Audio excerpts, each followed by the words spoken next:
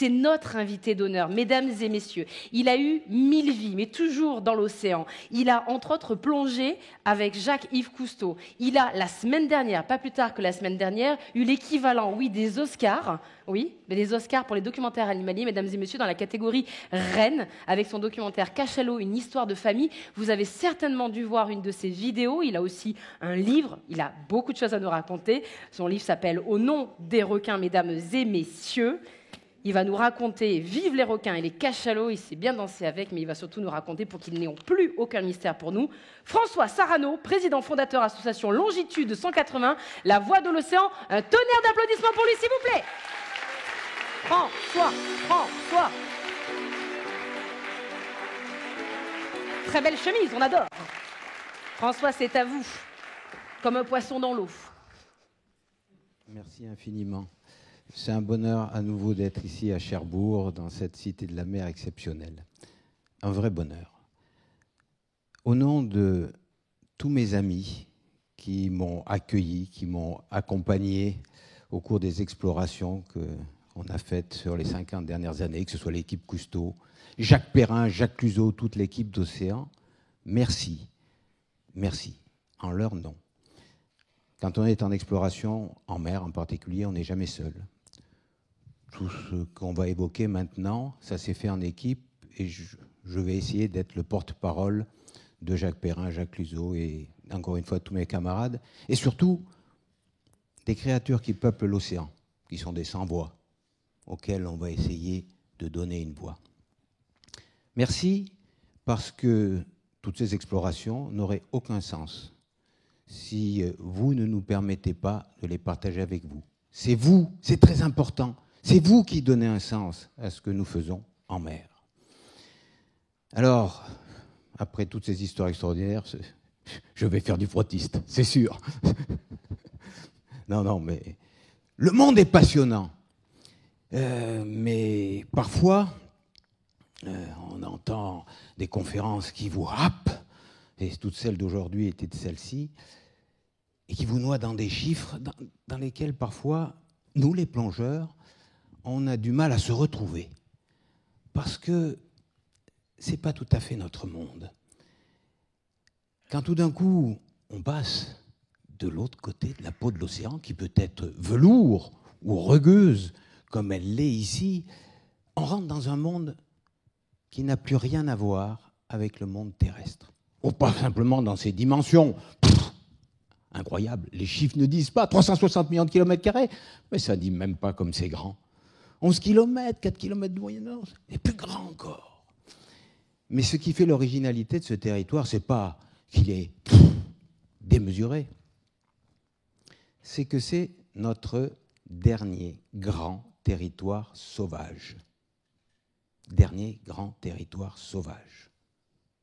Le dernier endroit où on peut rencontrer des animaux libres, sauvages ça veut dire libres, indomptés, non domestiques, sans qu'ils vous fuient. À terre, notre agression depuis des millénaires fait que le statut d'homme debout fait fuir tous les animaux. Essayez d'approcher un oiseau, essayez d'approcher une biche, un sanglier. Impossible. En revanche, en mer, vous pouvez, si vous êtes patient, humble et respectueux, vous mêler aux poissons. Et si vous êtes encore plus respectueux, ils vont vous considérer comme l'un des leurs. Vous allez être, comme disait Jacques Perrin, poisson parmi les poissons. Et ça change tout. Je dis bien, ça change tout. Parce que tout d'un coup, au lieu de savoir des choses sur ces poissons, combien ils mesurent, qu'est-ce qu'ils mangent, combien ils pèsent, un savoir qui est formidable, hein, qui est nécessaire, mais qui parfois vous distancie de ces animaux et vous donne une certaine arrogance. Je sais tout sur toi. D'ailleurs, on confond un peu savoir et connaître, j'entends, on sait tout ça, on connaît tout ça de l'océan. On ne connaît pas grand-chose de l'océan. On sait des choses sur l'océan. Mais ce savoir, encore une fois, qui peut être une porte sur le merveilleux, souvent, il vous donne l'impression que, sachant, on peut gérer, on peut protéger, on peut s'arroger le droit d'exploiter, etc. Alors que quand vous vous mêlez aux poissons, vous commencez à les connaître. Et je fais ce néologisme à dessein. Connaître, ça vient de conoscere, mais pas de naître. Mais moi, je dis connaître. Pourquoi? Parce que c'est vivre avec, tisser des liens. Les animaux marins vous permettent encore de tisser des liens avec eux. Et en quoi ça change les choses? Parce que vous n'apprenez pas toujours beaucoup. Mais quand vous êtes à leur contact, vous réalisez profondément que vous faites partie de leur monde. Quand vous tissez des liens, ou quand ils tissent des liens avec vous, vous vous sentez partie de ce monde. Vous vous sentez comme eux, parcelle d'océan. Et ça, c'est fondamentalement différent. Parce que votre regard d'extérieur devient tout d'un coup un regard tout petit à côté d'eux, d'intérieur. Et tout votre rapport au monde et aux autres est changé. C'est ça que vous offre ce dernier territoire sauvage. C'est ça qui est fondamental. Qu'est-ce que ça donne? On peut rencontrer dans ce territoire marin des animaux incroyables, les plus petits, comme je l'évoquais, ou les plus grands, ou les plus redoutés, comme ce grand requin blanc qu'on est allé voir avec Jacques Perrin et Jacques Cluzot. On a choisi d'aller le voir pour montrer à quel point notre savoir, parfois, nous trompait.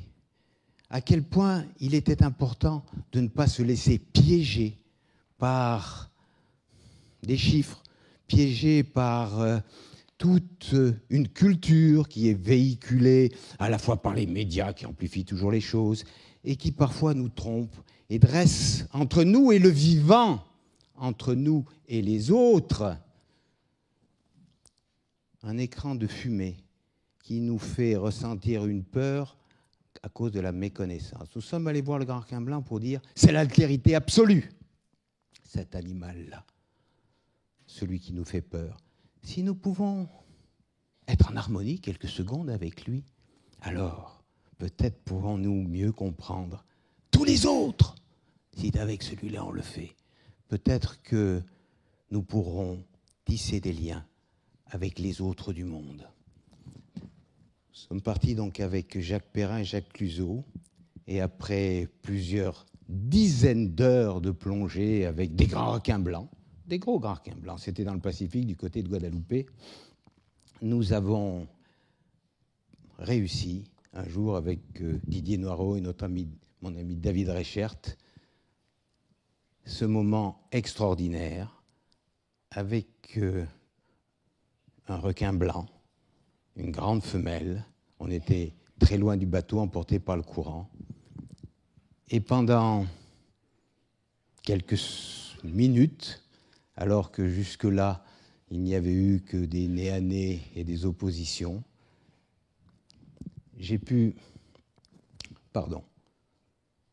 elle m'a accordé un moment, une minute de paix,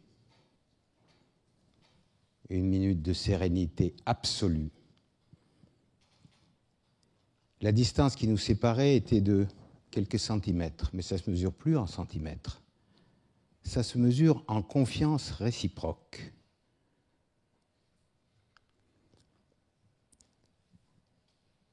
Ce moment-là, que nous attendions, m'a bouleversé pour toujours.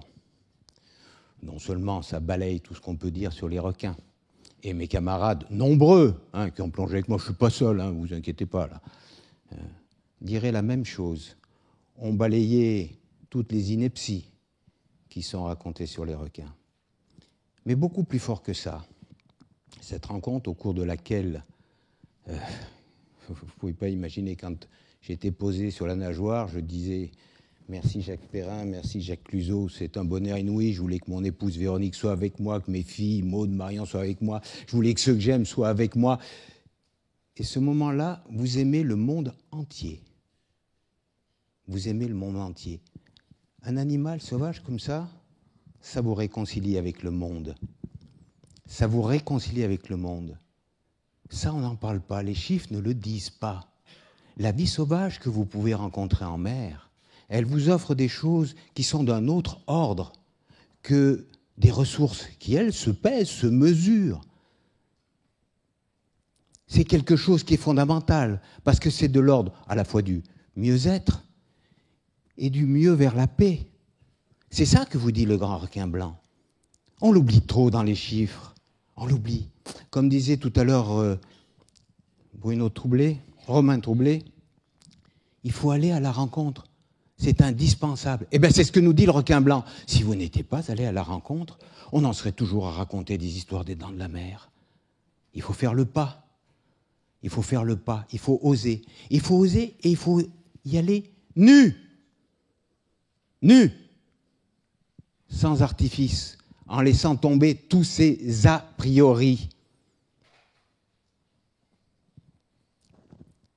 Ce qui est valable pour les grands requins blancs, c'est valable pour nos voisins, qui ont des cultures, des traditions, des religions, une sexualité différente de la nôtre. Au lieu de parler, allons les voir et leur tendre la main. Voilà ce que nous dit le grand requin blanc. Allons à la rencontre. Allons à la rencontre. La science, c'est formidable. C'est merveilleux. Mais la rencontre, elle vous donne encore une fois autre chose qui, je le crois, replace l'essentiel au devant. Vivre ensemble.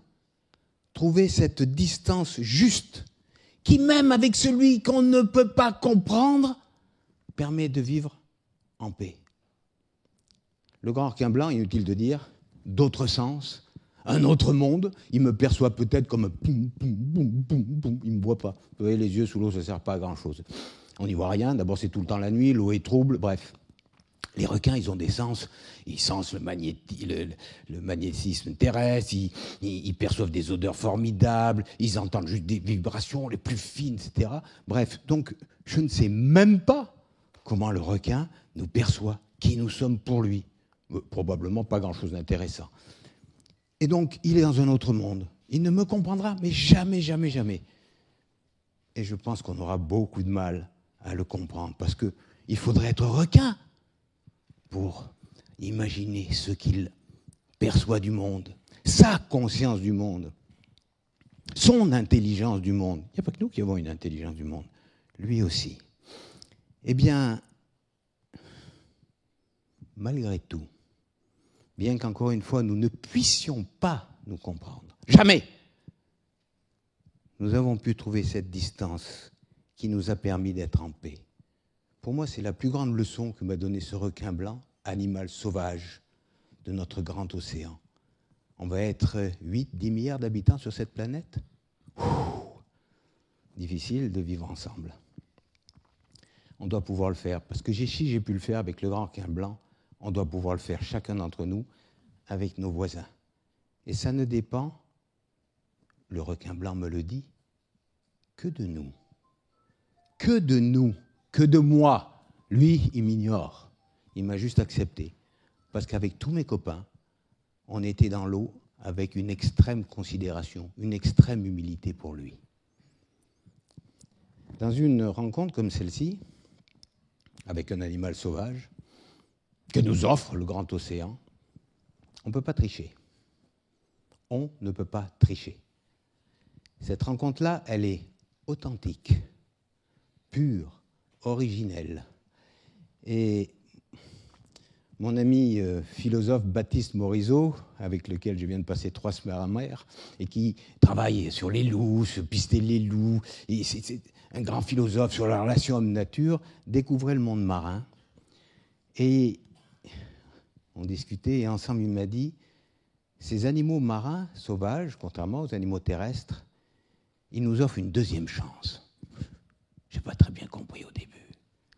Oui, parce que les rencontres là sont innocentes. Les animaux marins ne font pas la relation entre nous, prédateurs, hommes prédateurs, nos hameçons, nos chaluts, notre dynamite, tout ce que nous pouvons mettre dans la mer pour les agresser, et le plongeur.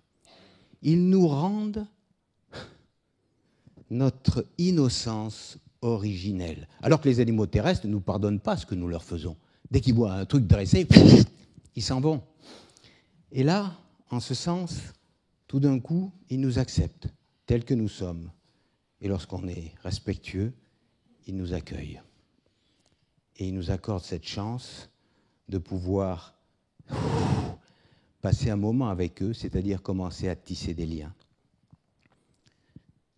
Peut-être une leçon qui nous permettrait de nous réaccorder, de retrouver harmonie avec les milieux terrestres que nous avons tant saccagés et avec les créatures qui vivent à terre.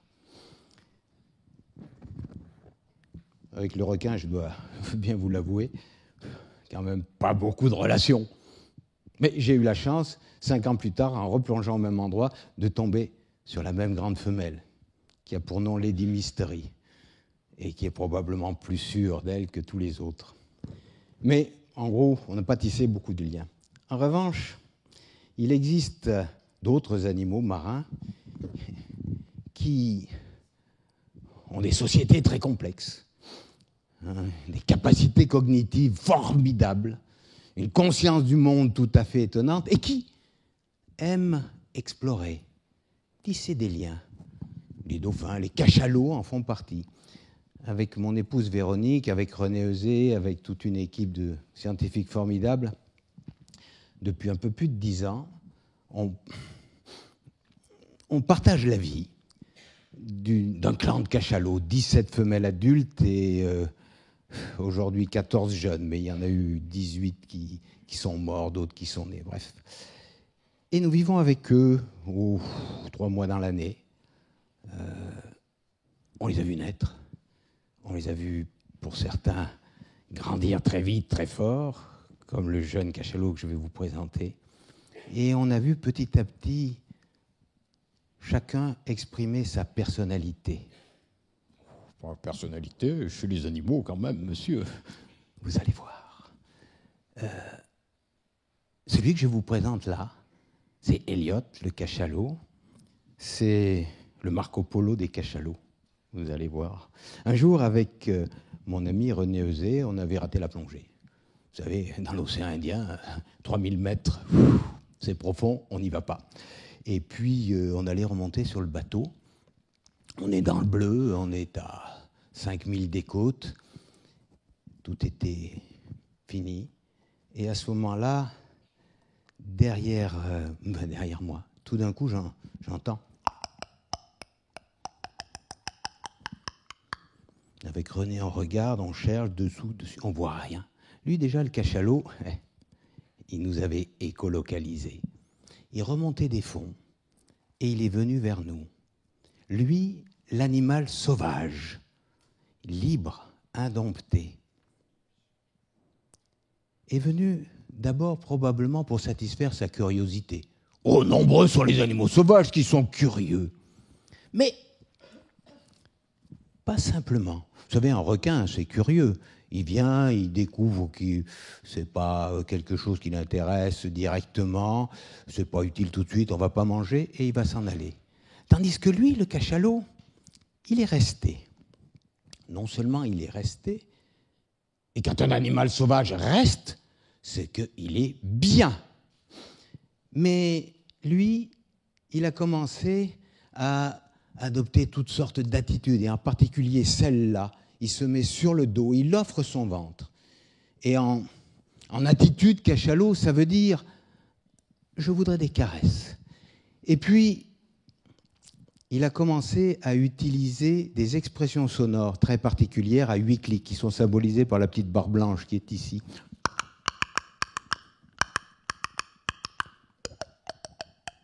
Cette expression sonore, on l'a associée à une demande de câlin, à une demande de caresse. Lorsque les cachalots font ça entre eux, lorsque l'un appelle et que l'autre répond, alors ils se rapprochent et ils se caressent.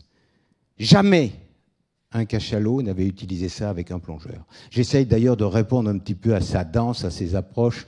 Évidemment, quelle maladresse à côté d'un nageur aussi puissant et aussi élégant. Et donc, il utilise ces expressions sonores 40 fois de suite. C'est-à-dire que cet animal sauvage, indompté, vient vers une autre espèce. Il est bien, il s'intéresse à elle. Tout d'un coup, nous, humains, nous sommes dépossédés. Nous n'avons plus le monopole de la curiosité. Nous n'avons plus le monopole de l'envie de rencontrer l'altérité, d'explorer. Non, non, les cachalots aussi. Et ce cachalot, encore une fois, essaye de m'apprivoiser. Il utilise des attitudes caractéristiques et des expressions sonores caractéristiques. Il y a une étude scientifique complète que nous avons faite et qui montre que cette expression sonore est utilisée pour se faire des câlins. Cela veut dire que cet animal sauvage vient de me déposséder de tout ce que j'avais à faire sur place. C'était moi le chercheur. Et tout d'un coup, je me trouve étudié par un cachalot. C'était moi celui qui voulait apprivoiser le cachalot. Et tout d'un coup, c'était lui qui venait tenter de m'apprivoiser. Oui, nous n'avons pas le monopole, nous les humains, de l'envie d'apprivoiser les écureuils, les oiseaux, les cerfs, les sangliers et je ne sais quel autre. Non, eux qui n'ont pas la même conscience du monde que nous, eux qui n'ont pas du tout la même vision du monde que nous. Quelle vision ont-ils? J'en sais rien. Veulent aussi rentrer en contact, tisser des liens. Et ça me paraît fondamental. Nous ne sommes pas seuls sur Terre. Il y a d'autres êtres vivants, d'autres créatures vivantes qui ont eux aussi évolué loin sur l'arbre du vivant, loin, loin, loin. Et encore moins loin que les protistes. Mais qui ont ces consciences du monde qui diffèrent des nôtres, que nous ne connaîtrons jamais. Encore une fois, il faudrait être cachalot pour savoir ce que le cachalot, en ce moment même, pendant qu'il danse avec moi, et qu'il épargne René. Regardez la caudale qui passe à côté de la caméra. Il ne faut jamais oublier qu'il y a René Eusé qui filme là, avec un objectif ultra grand angulaire. Délicatesse, attention, élégance. Les cachalots, c'est les rois de l'élégance. 50 tonnes de délicatesse. Et puis, après 10 minutes, comme je n'ai pas su répondre à ses attentes, il est parti. Lui, l'indompté. Cette histoire-là, là encore, est bouleversante, à la fois, encore une fois, parce qu'on se dit, oula, nous ne sommes pas seuls, il y a d'autres créatures formidables sur cette planète. Mais parce que il est le seul du groupe à faire ça. C'est Elliot. Ouais, lui, c'est vraiment le Marco Polo des cachalots, l'explorateur. Il est unique. Mais bon sang, pardon. S'il est unique, lui, c'est que les autres sont uniques. Il ne peut pas y avoir un unique au milieu de 100 boulons. Non, non. C'est que chacun est unique. Unique. C'est ce que nous voyons. Je pourrais vous raconter 50 histoires qui montrent que les cachalots sont uniques. Yes. Chacun sa personnalité. Oh, c'est un truisme. Chaque créature vivante a son identité génétique. Bon, oui. Eh bien, chaque créature vivante a sa personnalité. Parce que ce n'est pas la même chose. L'identité génétique, c'est une surface. La personnalité, c'est une dynamique qui se construit en permanence. Chaque seconde de votre vie, la personnalité se construit. C'est une dialectique entre vous et le milieu qui vous entoure. À la fin de ce moment ensemble, ma personnalité aura changé. Oh, peut-être pas beaucoup, mais si on doit m'interroger sur telle ou telle chose, je répondrai peut-être différemment, parce que vous, avec vos questions peut-être tout à l'heure, vous allez me modifier. Et donc je vais, en retour, réagir différemment sur le monde. En permanence, chacun d'entre nous, on a ce dialogue entre ce que nous sommes, qui nous construit, et les modifications que nous engendrons. Ça constitue notre Umwelt, notre monde propre. Et bien chez les cachalots, c'est pareil. Chaque cachalot, oui, au départ, se ressemblent tous. Hein. Un petit peu, quand ils sont bébés, ils ont le cordon ombilical, ils sont tout menus, tout fripés, avec la petite caudale, ils ne bougent pas. Et petit à petit, chaque cachalot, expérience après expérience, construit son monde propre et sa personnalité. Au point que lui, Elliot, très différent des autres, explore, et vient se faire enlever des hameçons, alors que d'autres ne le font pas. Et cela montre que si c'est parce que nous prêtons attention aux cachalots que nous découvrons qu'ils ont des personnalités, c'est peut-être parce que nous ne prêtons pas attention aux autres espèces que nous ignorons qu'elles ont des personnalités. J'étudie beaucoup les requins, en particulier les requins bulldogs. Mais quand on les rencontre régulièrement et qu'on voit année après année l'évolution de chacun, on se dit qu'ils sont tous différents. S'ils sont tous différents, ils sont irremplaçables. Ils sont singuliers. Non, les créatures vivantes ne sont pas des boulons. Pas des boulons. On ne peut pas remplacer l'un par l'autre. Chacun est singulier, chacune est singulière, et par conséquent, irremplaçable. Totalement irremplaçable. Comme chacun d'entre vous, chacun est singulier, chacun est irremplaçable. Ça veut dire, si nous réalisons ça, que d'abord la biodiversité en prend un coup. Parce qu'elle ne se mesure plus à l'échelle des espèces, à l'échelle des populations, mais elle se mesure à l'échelle des créatures. Elliot ne sera pas remplacé, et sa place dans l'écosystème, si elle devait disparaître, créerait un trou pour toujours. Ça change la donne. Cela veut dire que si moi, je dois pour me nourrir, pour exploiter, je dois effacer des vies, je vais y réfléchir à 2 fois. Parce que ces vies-là, pour toujours, elles seront effacées. Ces singularités-là, pour toujours, elles vont disparaître. C'est pas la même chose.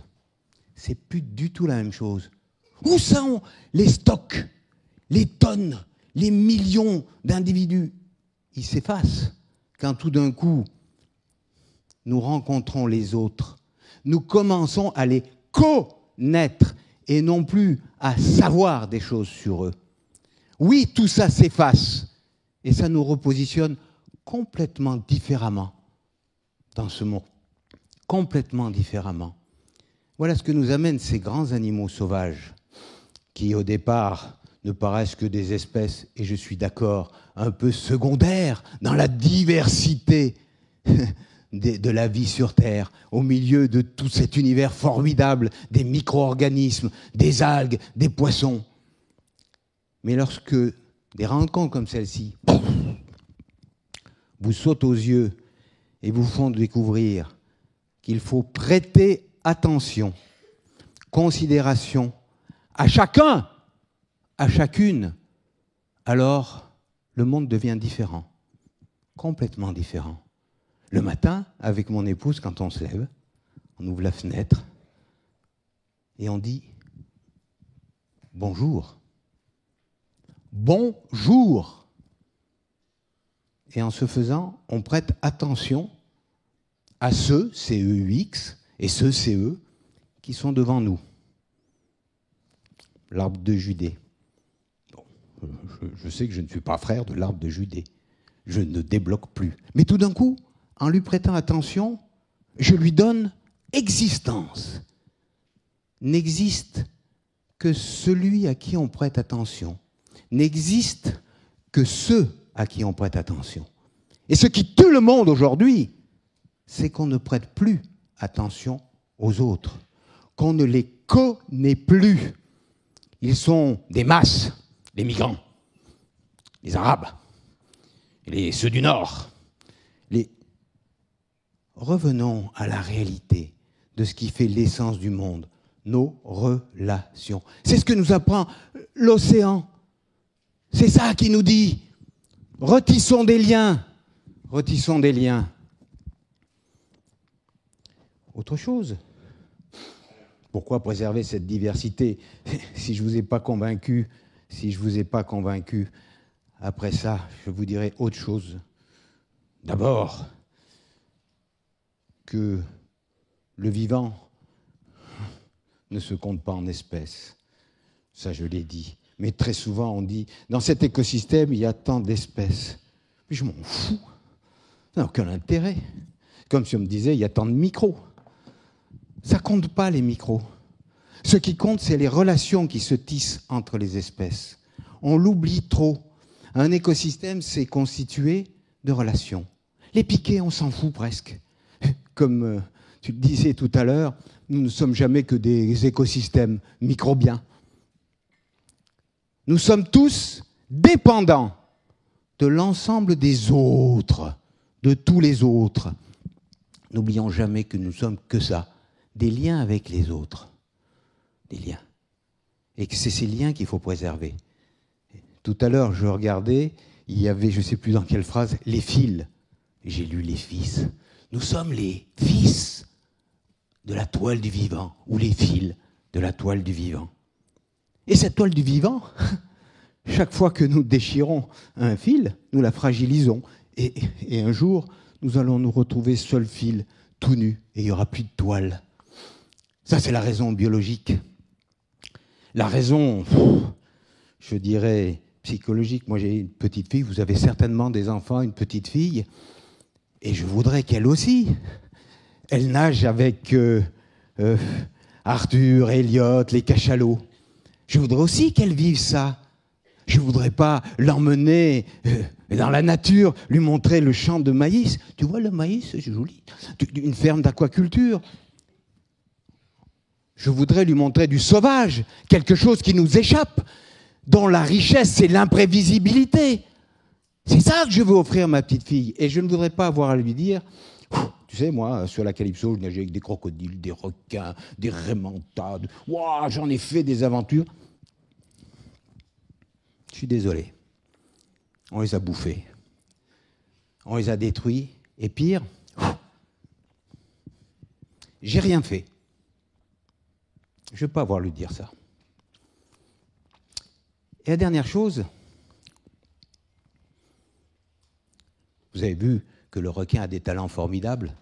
Il sait nous voir, alors que nous, on ne sait pas. Le cachalot, c'est pareil. On a l'impression qu'avec nos sens, nous percevons le monde, mais nous ne percevons rien, une petite portion du monde. On est comme des aveugles de naissance à qui on demanderait de décrire le Louvre. Ce n'est pas simplement qu'il n'y aurait pas de couleurs, qu'il n'y aurait pas les mêmes formes, mais il n'y a même plus les mêmes perspectives. Il n'y a plus les distances, il n'y a plus l'horizon, il n'y a plus tout ça. C'est un autre monde. Nous sommes à peu près ça, des aveugles dans le monde des autres créatures, des autres. Ils ont des sens qu'on n'a pas. L'arbre de Judée, je voudrais bien, d'ailleurs chacun d'entre nous voudrait l'être aujourd'hui, les problèmes d'énergie, il n'y en a plus là. On a du solaire, on fait de l'organique, c'est direct. Tous les vivants qui sont aujourd'hui le fruit de 3,5 milliards d'années d'évolution sont aussi évolués que nous, mais chacun a son talent. Ils sont tous à côté de nous, à côté, voilà, sur le grand arbre du vivant. Alors, nous qui sommes si nuls, qu'est-ce qu'on a comme originalité? Eh bien, c'est que nous savons tout ça. C'est que nous savons tout ça. C'est que nous avons conscience de cette diversité. Nous avons conscience du passé, du présent, de l'histoire du monde. Nous avons conscience de l'irréversibilité des choses et de la mort. Là aussi, ça nous donne une sacrée responsabilité. Parce que nous agissons en toute liberté. Lorsqu'un cachalot mange un calmar, il ne réalise pas qu'il tue le calmar singulier. Lorsque le requin blanc tue une otarie, il ne réalise pas ça. Il n'a pas la liberté en conscience d'agir. Nous, les humains, nous avons la liberté d'écrabouiller, comme nous le faisons souvent, ou de respecter. C'est cette liberté conscience qui fait de nous des sapiens. C'est ce que nous revendiquons. Est-ce que c'est parce qu'on revendique d'être des sapiens différents des autres? Alors pour une fois, faisons en sorte d'être en accord avec ce que nous revendiquons. Chaque fois que nous écrabouillons une espèce, c'est nous-mêmes que nous nions. Parce que notre humanisme, il se lie dans le respect que nous avons des autres. Alors soyons grands pour nos enfants. Merci.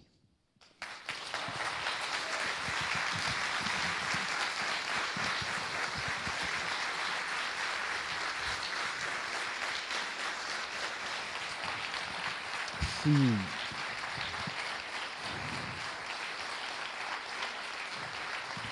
Maintenant,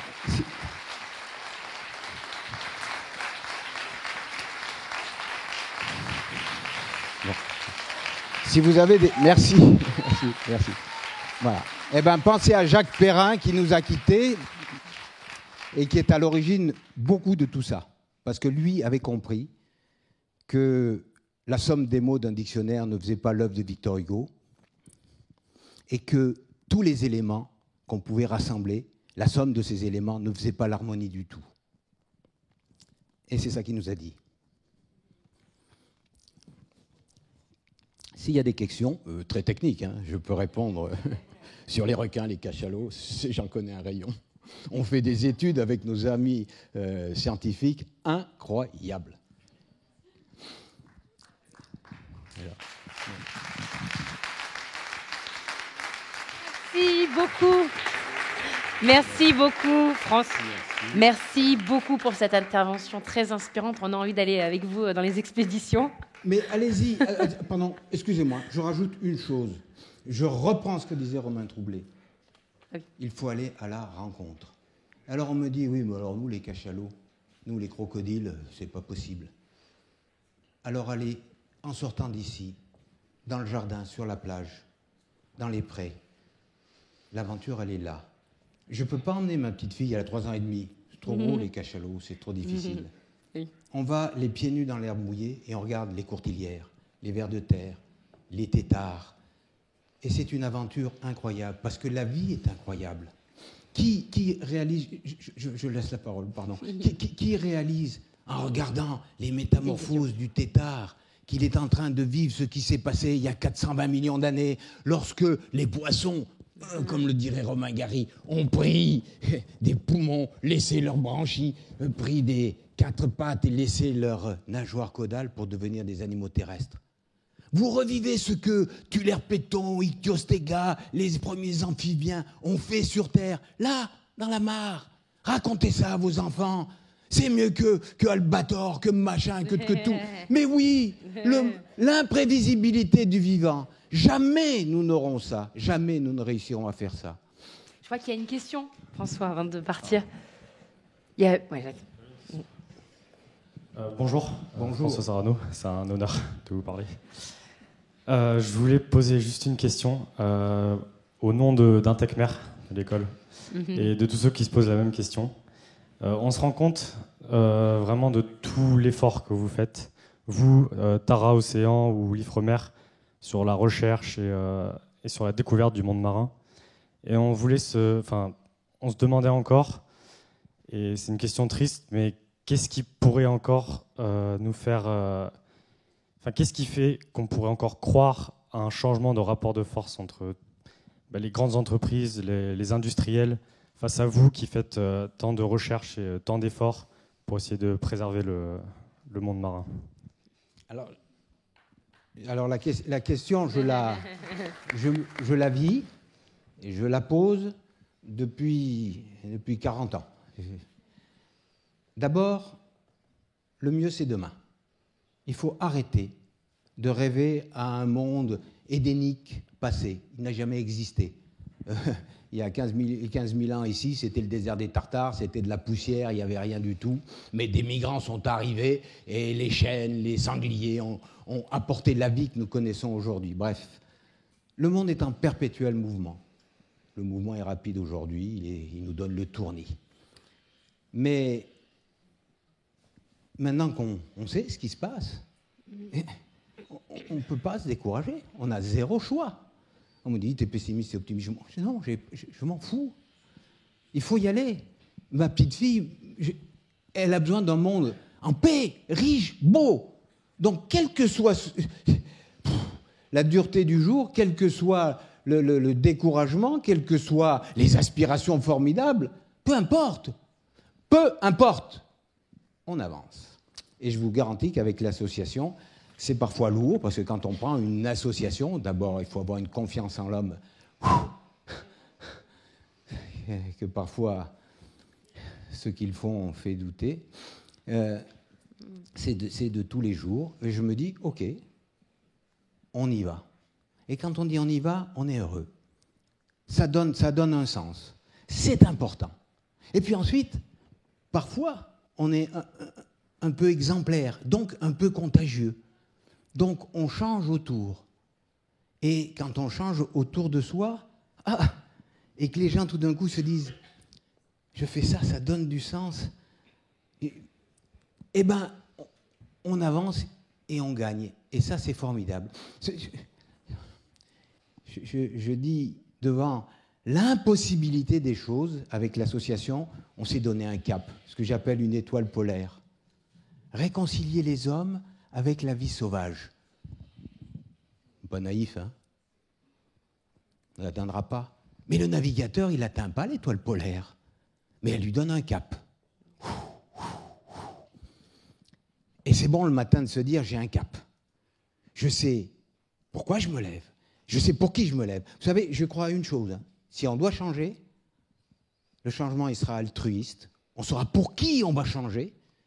Parce que sinon, si c'est uniquement pour son petit consommation, on ne changera pas. Moi, je sais que je me lève pour vous et pour ma petite fille. C'est génial.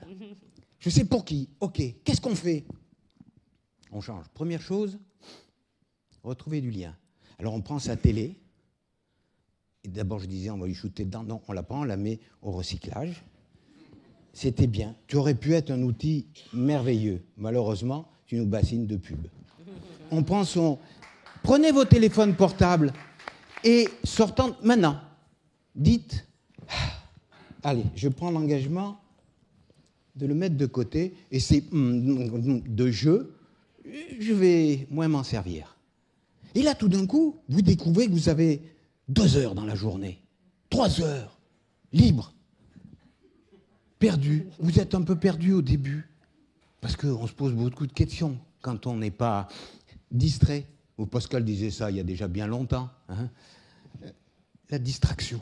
Non, là, tout d'un coup, on se retrouve face à soi-même. Et puis, avec mon épouse Véronique, avec les filles, avec les amis, on tisse des liens. Beaucoup de liens. Oh, c'est parfois difficile, parce que les liens, c'est compliqué, mais il faut apprendre. Sapiens est capable de bien apprendre, beaucoup apprendre, formidablement apprendre. On retisse des liens. Et on est mieux. Et comme on est mieux, on n'a plus besoin d'aller satisfaire cette tristesse existentielle en consommant. Tour de bras, vite, ma montre connectée, vite, oh là là, j'ai mon cœur qui bat, vite. C'est pathologique, c'est brownien. C'est vraiment. Et donc, tout d'un coup, on se retrouve avec plus de paix. Et cette paix, là encore, elle est contagieuse. Et elle donne envie de s'engager. Et quand on s'engage, c'est le mot, engager, que ce soit comme dans les services publics, d'ailleurs on a oublié le mot, service public, patron d'entreprise, qui est au service de ses employés, un grand patron, Jacques Perrin, qui avait l'audace, il y avait 450 personnes, il avait l'audace de se mettre au service de chacun. Tous les jours, le matin, à tout le monde. Bonjour, ça va? Bonjour. Ça, c'est un grand patron. Celui qui est au service de l'autre. Et l'engagement, c'est au service de ceux qui viennent.